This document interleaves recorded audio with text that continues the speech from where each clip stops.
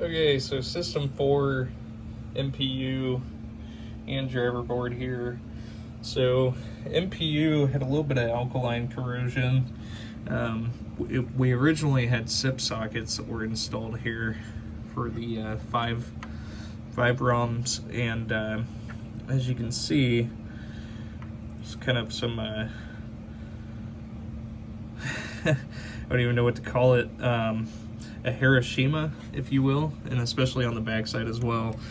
But as you can see here, we had a repaired trace, as well as another repaired trace, one right above that, and then one up here as well.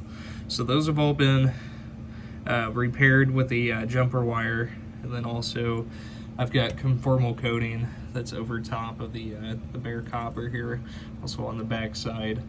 Went ahead and stitched the ground through hole here, just in case that was missing. I did notice that there were cut wires that were soldered here to the board.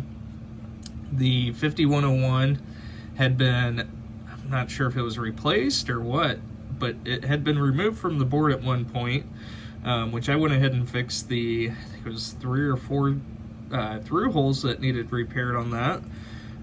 Went ahead and fixed that, and then socketed it as well as, and then also pulled all of the SIP sockets here and placed dual wipe sockets in place of that, and then just burnt a IC14 rather than dealing with all the mess over here with the sockets and everything. Went ahead and socketed the, I believe it's a clock chip. Got a new crystal here. 6802 has been pulled, or sorry, 6800's been pulled and socketed. And let's see, we've got a new filter capacitor, new square pin headers here throughout the board, as well as a new male 40 pin interconnect, which it had been swapped at one point, but I'm assuming that that's the issue that was going on with the board there as far as booting, was because it was originally used with the smaller header pins. Went ahead and swapped all of the .156 headers throughout here on the driver board as well. Got 0 ohm jumpers here installed in the switch matrix, so if this board's ever swapped into a system 7, it's good to go, which I would recommend. You know, if you do get another driver board, another Williams game, and you're looking to sell this one, I would honestly swap this driver board into whatever one you're keeping. These ceramic 6821s are really good chips to have. They have probably a lesser fail rate than any others, and you know, just simply because of the packaging that it's in. Moving on, we have 1, 2, 3, and 4 TIP 102s that were replaced. The TIPs that I had removed from the board had quite a bit of corrosion on top of them, so I just went ahead and pulled those. We don't want that spreading throughout the board here. Replaced the 100 UF filter capacitor here as well on the driver board. We had 2 TIP 42Cs that were bad, causing the, I think it was actually, I don't recall exactly what was locked on there, but we had some we had LEDs that were locked on the board, so that's been addressed. And I'm trying to think of anything else that we had on here. I know it was quite a bit, but we'll go ahead and get this thing powered up here. And I don't have a battery connected or NVRAM, so we'll have to power cycle there.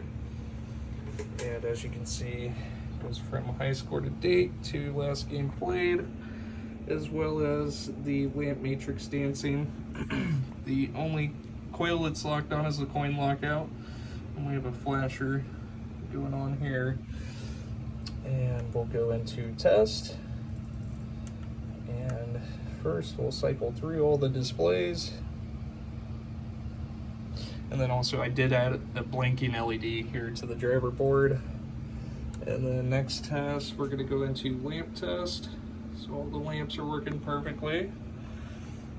And move into solenoids.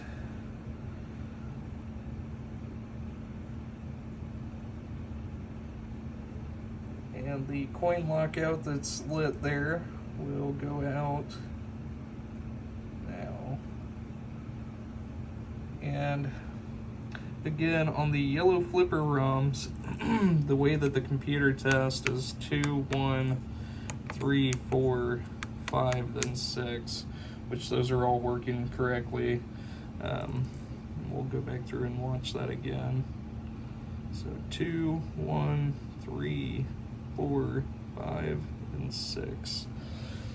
And moving into the switches, we'll go through testing diagonally. Testing diagonally in the switch matrix, testing both rows and columns. And let's see here for flash.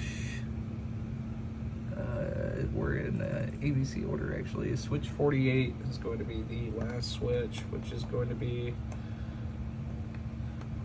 move my fingers through here, 48. Oh, so there we are. Having a little bit of troubles here, but I would go ahead and set this up to free play, but again, we don't have any batteries, anything like that connected to the board. But basically, you'll just go into adjustment 18 and hold the start button down until you get to about the 90s, and then you'll just want to press, unless you're really good with the gas pumps, and you can stop it right there on 0, 0, but that is what you'll need for it to be on free play. And what we can do is trick the MPU by kind of just quickly turning it off and on. I'm not sure how to word that right. So, and then if we press the start button again, as you can see, we'll start a game there because we are now in free play. But once this is shut off for a certain period of time, it will not, obviously retain the memory there, as I'll show you here.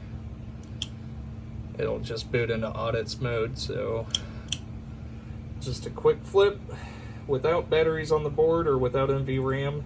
But like I said, I do have the 5101 socketed here for you. So all you need to do is just pull this chip out of the board and then place your NVRAM into the socket there. So, but everything is 100% good to go.